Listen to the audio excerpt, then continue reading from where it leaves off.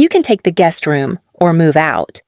My mother's voice was sharp, almost businesslike, as if we were negotiating over a spare chair instead of my place in her home. "I'm Alara Whitmore, 28 years old. For the past 5 years. I've lived in this house in Savannah, the one my father rebuilt just before he died. When the heart attack came, I stayed behind. Shelving promotions and the transfer to Seattle my company offered me. Someone had to manage the mortgage, the yard, the bills. Someone had to keep Mom from unraveling. That someone was me. But now, standing in the hallway with my jacket still in my hands, I watched my older brother Damien slip an arm around his wife, Marissa. Their luggage sat by the front door like they'd already been promised the space. He smiled, not even embarrassed. "Great if you're out by the weekend," he added lightly, like he was doing me a favor. The words landed harder than any slammed door. I had been the steady one, the background worker who kept the roof above all of us. Now I was nothing more than an obstacle to their comfort. I opened my mouth, then closed it. My throat tightened. Every protest I wanted to shout, every late night scrubbing dishes, every paycheck poured into this place lodged in my chest. Mom turned toward Damien. Her face softened in a way I hadn't seen in years. She didn't even look back at me. I set my jacket on the banister and walked past them, silent, my steps steady though my legs trembled. Upstairs, my room looked the same as it always had, neat, lived in, mine. Yet for the first time, it felt borrowed, and in that silence, betrayal rooted itself deep. I can still remember the day the house changed forever. It was a warm spring morning when Dad collapsed in the kitchen. One moment. We were arguing over tile colors for the backsplash he wanted blue. Mom insisted on white. The next, his body was on the floor, the sound of the ambulance siren cutting through the live oaks outside. Heart failure, the doctor said, sudden, unpreventable. The house was still unfinished then, the walls bare in some rooms, the dining table borrowed from a neighbor, boxes of fixtures stacked in the garage. He had been so proud of the work, sketching additions on graph paper, sanding cabinets until his hands ached.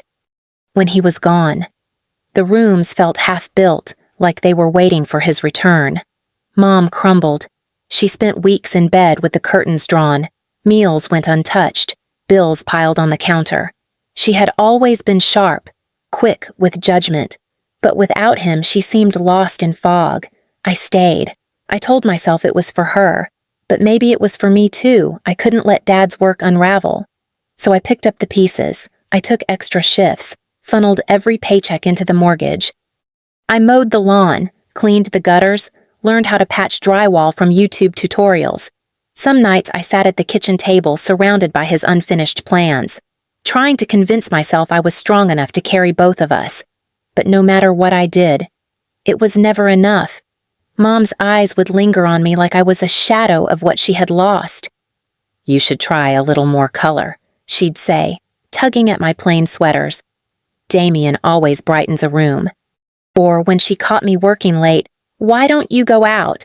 It's not too late for someone like you." The way she said it, as if love was reserved for brighter, bolder people, for people like Damien. I swallowed every word, every sigh, and kept building a life out of duty. The house stood because I stood. Yet, in her eyes, I was never the chosen one. It happened on a Thursday evening, the air heavy with late summer heat. I came home from work to find suitcases stacked neatly by the door, their leather edges gleaming under the porch light. Inside, Damien was sprawled on the couch, his arm casually draped around Marissa. She sat perfectly upright, hair glossy, her perfume lingering in the room like she already owned the space. Mom hovered beside them, offering a tray of sweet tea and lemon squares, her face lit with an energy I hadn't seen in years. When she looked at them, she seemed 10 years younger. When she glanced at me, it was as if I'd walked in uninvited. Damien lost his job, Mom announced before I could ask. Her voice carried pity and pride all at once. The company downsized his whole department. Can you imagine? Damien exhaled, shaking his head with a practiced weariness. We've been behind on rent for months, Marissa added quickly. Her tone wasn't pleading, it was polished, like a story rehearsed for sympathy. Our landlord gave us 2 weeks to clear out. We had nowhere else to turn. Of course. You'll stay here, Mom said before I could open my mouth. She tucked a blanket around Marissa's shoulders as though she were porcelain. This is your home. I stood frozen near the doorway, the weight of my work bag pressing into my shoulder. Home. The word stung. I had kept these walls standing, but the way Mom said it, the house belonged to them now. Damien leaned back with a small smile. Not grateful. Not ashamed, just entitled. As though the return had been his plan all along. I caught Marissa's eyes as she smoothed her skirt. There was a flicker of triumph there. Subtle but undeniable. In that moment, I felt the ground shift beneath me. My years of sacrifice, the quiet loyalty I had carried, shrank to nothing with Damien back. I was already fading from view. By the next morning, it was no longer a suggestion, it was a decree. Mom stood in the kitchen. Her voice clipped, her eyes fixed on the sink rather than me. Damien and Marissa need space, she said, rinsing a plate as though it were the most natural thing in the world. The guest room isn't large enough. You can take it, or you can find somewhere else. I stared at her back, waiting for some trace of hesitation, some softening in her tone. There was none. My room, I managed, is where I live. You'll adjust, she replied briskly. It's not permanent. They belong here. You're adaptable, you'll figure it out. Her words clanged in my chest, louder than any slammed door. Belong, as though I'd only been holding a place until the real owners returned. By the weekend, their presence filled every corner. Damien dragged his boxes into my room with casual authority, barely acknowledging me as he dropped them on the floor. Marissa unzipped a garment bag and hung a row of dresses in my closet, humming as if she'd been waiting years to claim it. I packed my books into crates quietly, stacking them in the hall while they rearranged the furniture, my desk where I'd paid bills, written late-night reports, and balanced this house's future was shoved aside to make room for Damien's gaming console. Mom appeared in the doorway, arms crossed, surveying the new order like a queen proud of her heirs. This will be good for all of us, she said, as though unity had just been restored. I pressed my palm against the box in my arms, feeling its weight dig into my ribs. In that moment, the years collapsed every overtime shift, every mortgage payment, every small sacrifice to keep her afloat, with a single sentence. It all turned to dust. I carried the box downstairs without another word. The guest room door creaked as I opened it. The bed was small, the walls bare, the air faintly stale from disuse. For the first time, the house felt unfamiliar. I sat on the edge of the bed, surrounded by silence that pressed heavy against my skin. It wasn't just a room they had taken from me, it was my place in this family. The guest room never felt like mine. The mattress sagged, the lamp flickered when I switched it on, and the air carried a faint scent of mothballs. Each night I lay awake, listening to Damien's laughter echoing through the walls, Marissa's heels clicking across the hardwood. The house I had held together with my hands no longer had space for me. One evening, while trying to find space for my books in the narrow dresser, I noticed the manila folder at the back of the shelf. My heart tightened as I pulled it free. The letters stamped across the top human resources were already familiar. Inside was the offer I had turned down nearly 5 years ago, a studio apartment near the office, reduced rent, a move-in bonus, and the promise of privacy. I traced my fingers over the page, remembering the day I declined it. Mom had barely risen from bed then. The mortgage statement lay unopened on the table. I couldn't imagine leaving her in that state. So I told my boss no, that my family needed me here, now. reading the same words under the dim glow of the guest room lamp. I felt both a pang of fear and a rush of longing. Fear, because I had never lived entirely alone. Longing, because the thought of silence without judgment felt like air after years underwater. The next morning, I carried the folder to the office. My hands trembled as I signed the paperwork, each stroke of the pen a quiet rebellion. The clerk smiled politely as she slid me the key, the metal cool and unfamiliar in my palm. I walked out into the sunlight and slipped the key into my pocket. For the first time in years, I felt the faintest sense of choice, small, fragile, but mine. That night, Damien and Marissa were in the kitchen, sketching plans for their remodel. While Mom hummed in agreement, I slipped past them unnoticed, back to the guest room that no longer belonged to me, and tucked the new key under my pillow. In the silence, I let myself exhale. I had made my decision. The moving truck pulled into the driveway just after 9 on Saturday morning. The sun was already high, burning against the pavement, the air thick with the hum of cicadas. 2 men climbed out, glancing at the stack of boxes I had lined up by the porch. "You ready?" one asked, adjusting his gloves. I nodded. My voice felt caught somewhere in my chest. We started with the big pieces: my bed, the oak table I'd saved for months to buy, the shelves I had assembled one long weekend while Mom napped upstairs. Every item was carried out through the same doorway I had walked through thousands of times, now leaving in silence. Damien appeared at the top of the stairs, hair mussed, a mug in hand. "You're really taking all of that?" he asked, disbelief dripping into his voice. "Yes," I answered, calm and steady.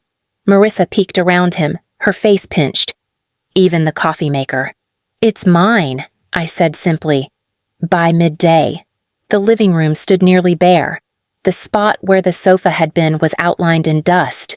The walls looked naked without the framed prints I had hung. The dining chairs were gone, the corner lamp too. It was as though the house had been peeled of its skin. Mom came down last.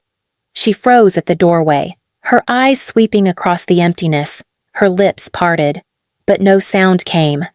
For once, she had no quick remark, no scolding comparison, just silence.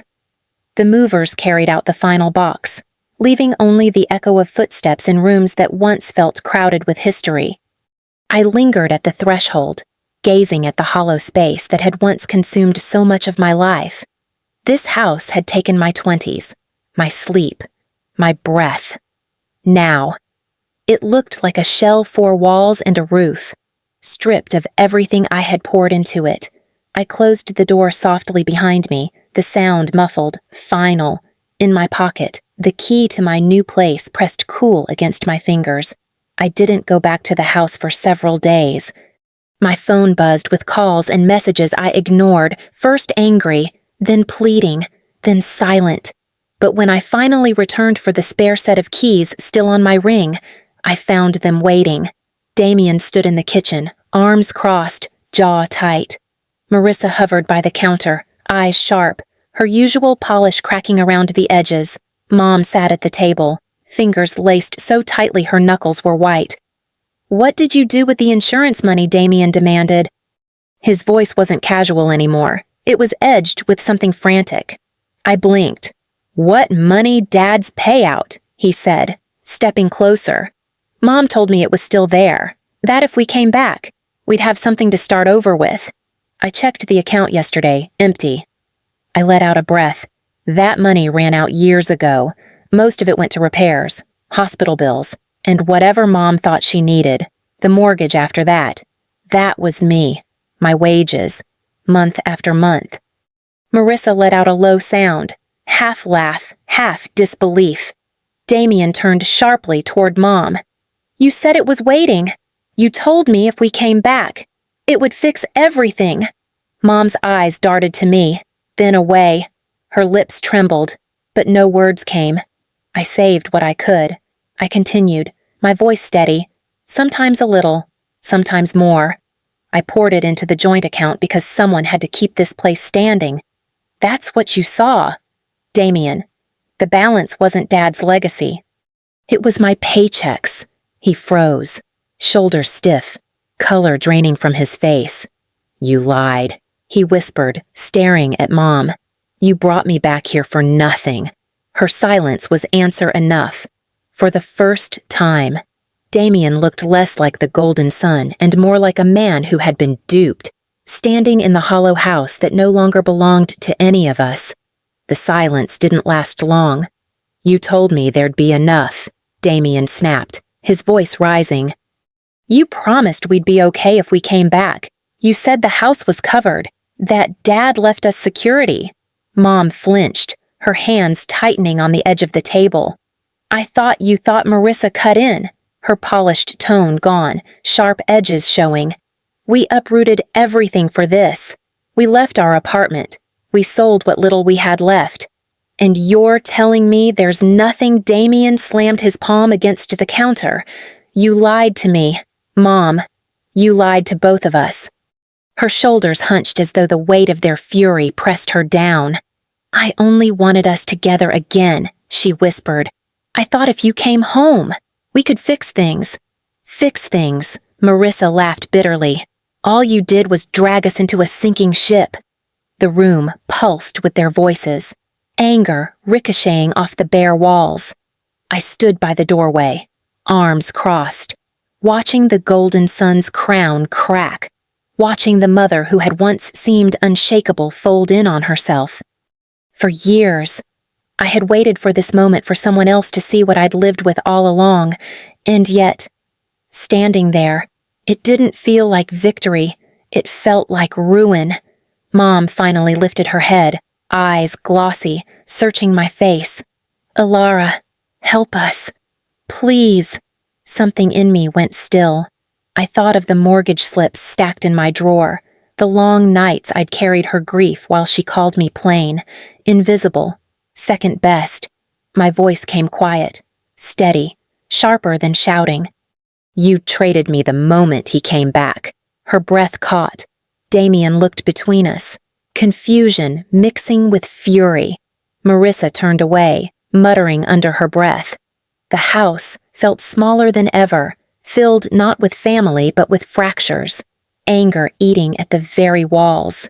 The storm of voices still rattled in the kitchen when I reached into my bag. My fingers brushed against the thin envelope I had carried for days, waiting for this moment. I laid it on the table between us. Mom's eyes flickered down. Damien leaned in, suspicion tightening his jaw.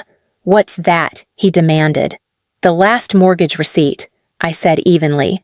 The loan is still in your name. Mom, 6 more years left. Monthly payments aren't terrible if you have steady income, but from now on, they're yours. Her face drained of color. You can't just I can. I cut in, because I've already carried it for you. I've carried all of it, and I'm done. Damien's fists curled at his sides, but he didn't speak. Marissa muttered something sharp under her breath, but I didn't catch it. My focus stayed on Mom. She opened her mouth, then closed it again. For once, she had no command to give, no judgment to hurl, just silence. I stood, sliding the chair back carefully, the sound scraping across the floor. The room felt stripped bare, not just of furniture but of illusions. For years, I had been the scaffolding holding everything upright.